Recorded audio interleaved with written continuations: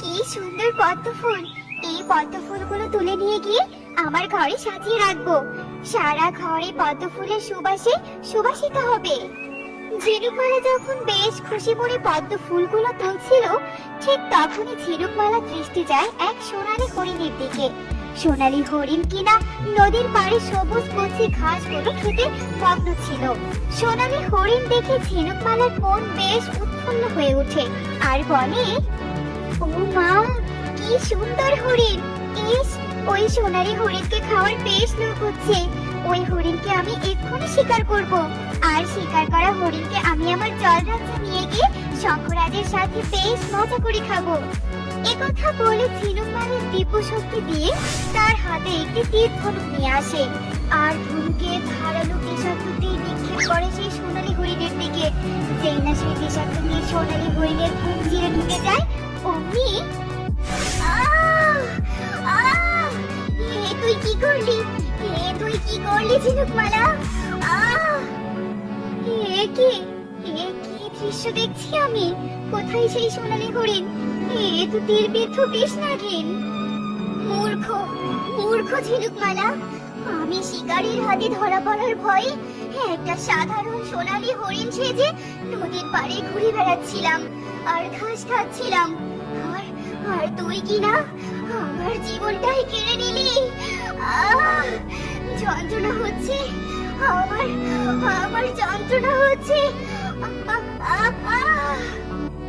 বিষ্ণাগি, ক্ষমা করো আমাকে। আমি তোমার আসল রূপ বুঝতে পারিনি বিষ্ণাগি, ক্ষমা করে দাও। ক্ষমা? না, কখনো নয়। তোর কোনো ক্ষমা নেই। অভিশাপ! তোকে আমি অভিশাপ দিচ্ছি। আমি যেমন মৃত্যুর কোলে ঢলে পড়ছি, ঠিক তেমনই তোর মৃত্যু হবে না। কিন্তু তুই কাল ঘুমে তলিয়ে যাবি। তুই এই জগতে সবকিছু অনুভব করবি, কিন্তু কিছুই করতে পারবি না। অভিশাপ দিচ্ছি তোকে। এ কথা বলার সাথে সাথে বিষ্ণাগিন মৃত্যুর কোলে ঢলে পড়ে, আর ঝিনুকমালা আত্মচিৎকার করে উঠে তখনই গভীর ঘুমে তলিয়ে যায়। না!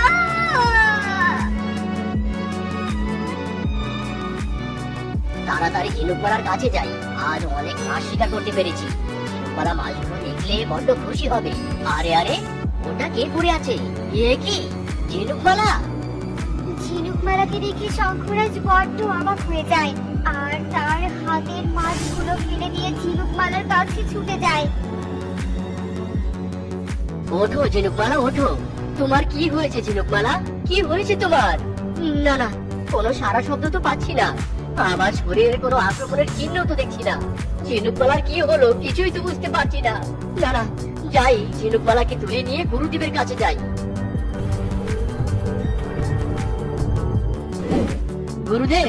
গুরুদেব, আমাকে সাহায্য করুন গুরুদেব।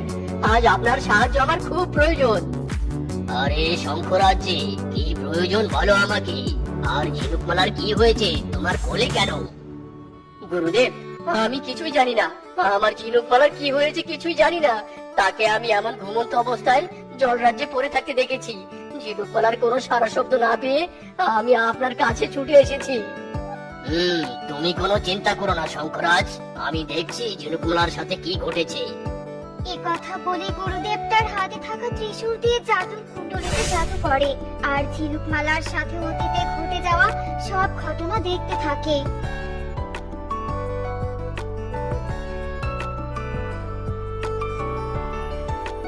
ঝিনুকমালা বিষ্ণাগিনকে হত্যা করার জন্য অভিশপ্ত হয়ে কাল ঘুমে ঢলে পড়েছে। এই ঘুম কেউ ভাঙাতে পারবে না। না, এভাবে বলবেন না গুরুদেব। ঝিনুকমালার এই কাল ঘুম কেটে তাকে যে জেগে উঠতেই হবে। কিছু তো একটা উপায় আছে অভিশাপ কাটানোর জন্য। কিছু একটা করুন গুরুদেব, কিছু একটা করুন। শান্ত হ, আছে একটা উপায় আছে। এই জলরাজ্য থেকে বহু ক্রোশ দূরের এক জলরাজ্যে আশ্চর্য তেঁতুল গাছ আছে। সেই তেঁতুল গাছে একটা বড় গোলাপি রঙের তেঁতুল ধরে আছে। ওই তেঁতুল এনে যদি ঝিনুকমালার চোখে ছোঁয়ানো যায়, তবে সেই তেঁতুল গাছ পর্যন্ত যাওয়ার পথ কিন্তু বেশ ভয়ঙ্কর। যতই ভয়ঙ্কর হোক, ঝিনুকমালার জন্য আমি সব করতে পারবো, সব সব করতে পারবো। বেশ, তবে শঙ্খরাজ, তুমি তেঁতুল গাছের দিকে যাওয়ার জন্য প্রস্তুত হও।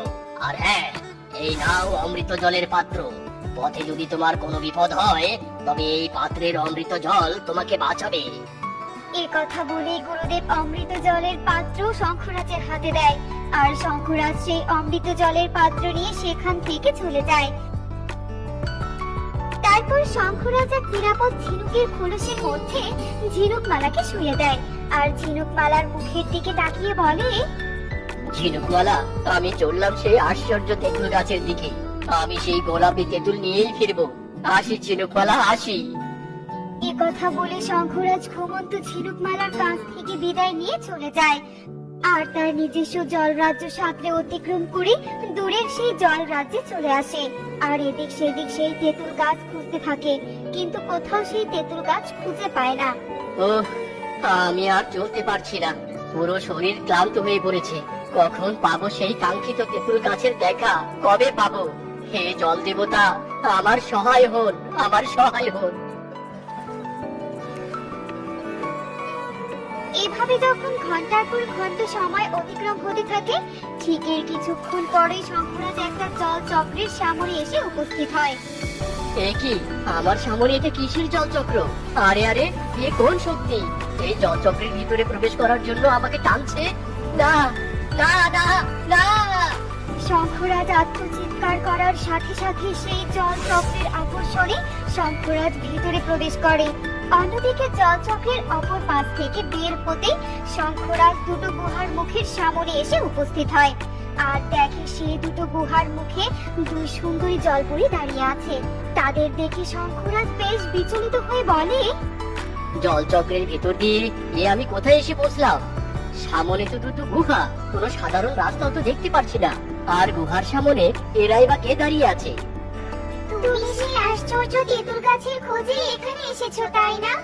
এসো এসো, আমার গুহার মধ্যে প্রবেশ করো। আমার গুহার রাস্তায় তোমাকে তেঁতুল গাছের কাছে পৌঁছে দিবে। আরে, তোমরা কিভাবে জানলে আমি তেঁতুল গাছের উদ্দেশ্যে এসেছি? আর আমি একসাথে দুজনের গুহায় বা কিভাবে প্রবেশ করব? তুমি আমার গুহায় প্রবেশ করো, আমার গুহা তোমাকে সঠিক রাস্তা দেখাবে। এসো এসো। না না, ভুলে ওর কথা শোনো না, আমি তোমাকে সঠিক পথ দেখাবো। এসো, আমার গুহায় প্রবেশ করো। তোমাদের কথায় আমি কিছুতেই ভুলবো না। আমার গুরুদেবের অমৃত জলই সঠিক পথ দেখাবে। এই কথা বলেই শঙ্খরাজ তার হাতে থাকা পাত্র থেকে অমৃত জল ঢেলে দুই অচেনা জলপরীর গায়ে ছিটিয়ে দেয়, আর সাথে সাথে একটা জলপরী তার রূপ পাল্টিয়ে তিন মাথাওয়ালা ডাইনি রূপ ধারণ করে। কি আমি আসল রূপে ফিরে এলাম কি করে? না না, এই হতে পারে না, পারে না। এই তো আমি আমার সঠিক পথ খুঁজে পেয়েছি। সুস্বাগতম শঙ্খরাজ, সঠিক গুহার পথ খুঁজে পাওয়ার জন্য। এসো এসো, গুহার মধ্যে প্রবেশ করো।